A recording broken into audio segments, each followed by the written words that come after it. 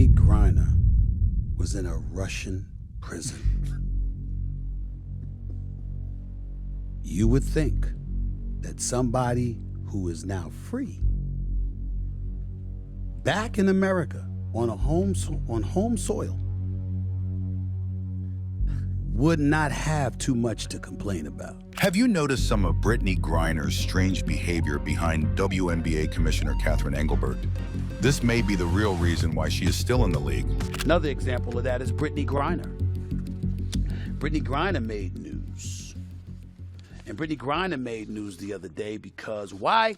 So, Stephen A. Smith just ended the WNBA's woke agenda by revealing some deeply unsettling truths about Brittany Griner, and this has sent the whole league into a frenzy. Now, y'all know Stephen doesn't play around with half-truths or exaggerations. It is facts or nothing, and that's why this truth bomb about Brittany Griner's DNA results has left her crashing out and spiraling for all to see. Before we get into the DNA bombshell, let's talk about how people have viewed her increasingly bizarre on-court behavior. After Stephen went ballistic on Brittany, a lot of things about her started making sense. The aggressiveness towards other WNBA players, the random elbow attacks, the racial slurs, the internet rants, it's all coming together nicely. And at the center of this, the biggest question fans have been wondering about for ages: is Brittany really who she says she is? Fans are starting to put two and two together, and trust me, it's not a pretty picture. So, what do these documents really say about Brittany, and why has the WNBA been protecting her? Let's get into it. Brittany Griner, who was imprisoned in Russia, in a man's prison, which I had no idea. Is under fire for extremely aggressive behavior portrayed toward Caitlin Clark, the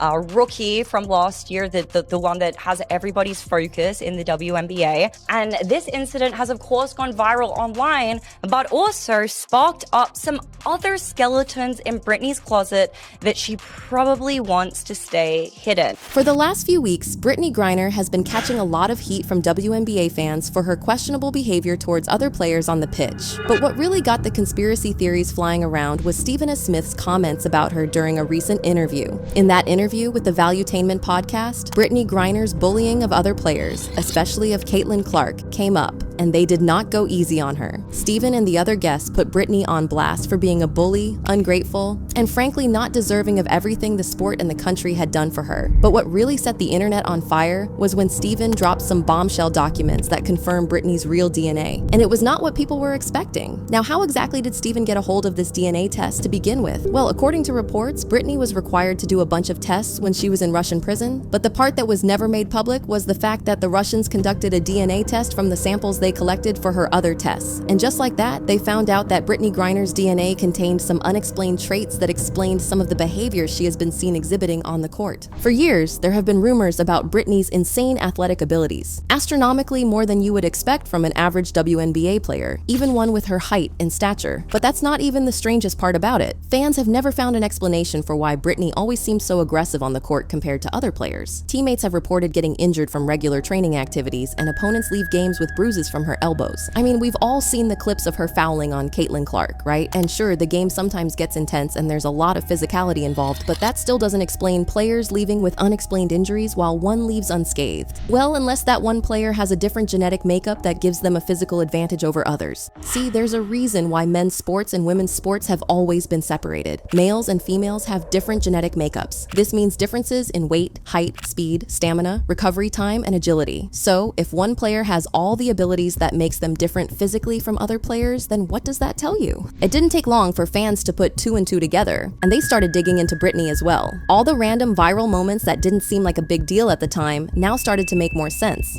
For example, why did Instagram never flag that viral poolside video as nudity even though it was supposed to be a woman bearing her full chest in public? And just to be clear, this has nothing to do with morality, virtue signaling, or questioning another person's identity. But facts are facts. And let's be real, if a random woman had posted a shirtless video on Instagram, it would have been flagged immediately for violating platform guidelines. But here's the part that really got people talking. Stephen A. Smith got a hold of those records, and he has not kept them to himself. In fact, Stephen gave his unfiltered opinion on Brittany during a recent interview that left fans scratching their heads. Remember that Russian prison stint we talked about earlier? Well, when Stephen mentioned this in the interview, it seemed like he was trying really hard not to spill more than he was allowed to say publicly. Remembering who they let out to get her back. The merchant of death. The merchant of death. An arms dealer that wanted to kill American citizens, according to the reports. That's who they let out for her. You would think that you would be smiling, you would be ecstatic, you would be happy, and something like this wouldn't faze you at all. The fact that it does is disturbing. I'll leave it at that.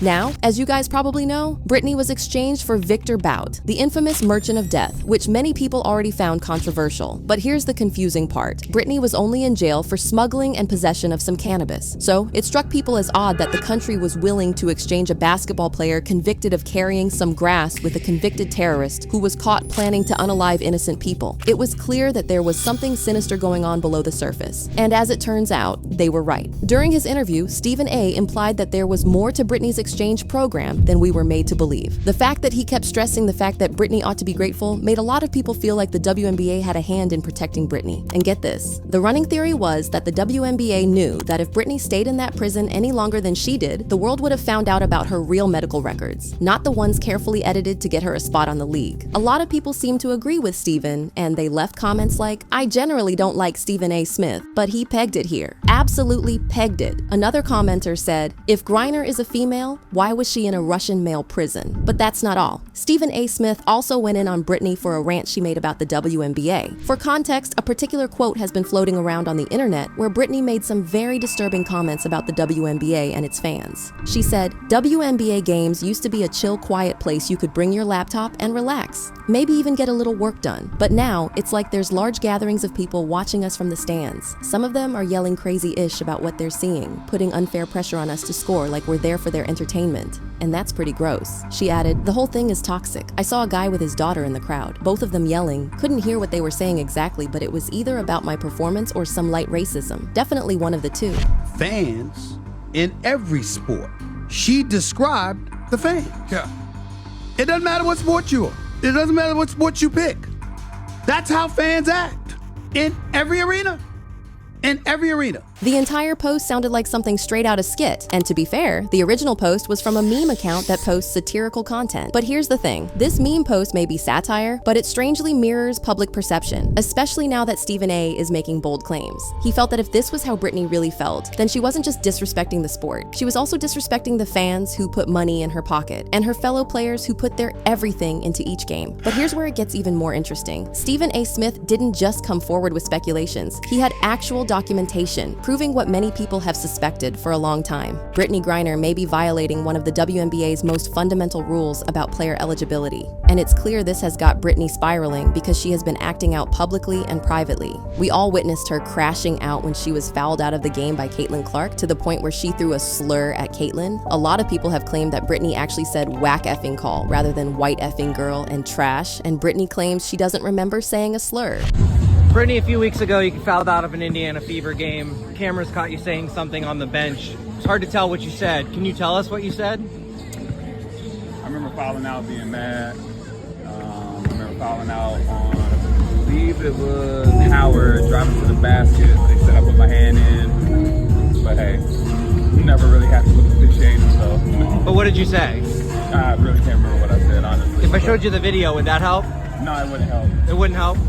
But the damage had been done already, and with all the other rumors going around, Brittany is starting to look pettier by the minute. As if that isn't bad enough, there have also been reports that Brittany is being protected by the league as part of their woke agenda. I mean, think about it. If the Russians figured it out from just a few tests, how come the league never did their own investigation? Could it be because they already knew about Brittany's DNA and were protecting her to avoid the backlash that would come from that? Now, just to be clear, these claims have never been confirmed. But whether these medical documents are legit or just internet smoke, people are taking it seriously, and they've been dropping their 2 cents on social media. One person said, "Make her pay back every penny that she has earned under false pretense, and I would call that fair." Couldn't it also be called identity theft, or maybe even falsifying documents impersonation of a female? Also, it looks like people are looking at all of Brittany's past interactions and connecting the dots. This person said, didn't any of her teammates find it odd that she never dressed down? I mean, come on, I would find that odd after years of working with her.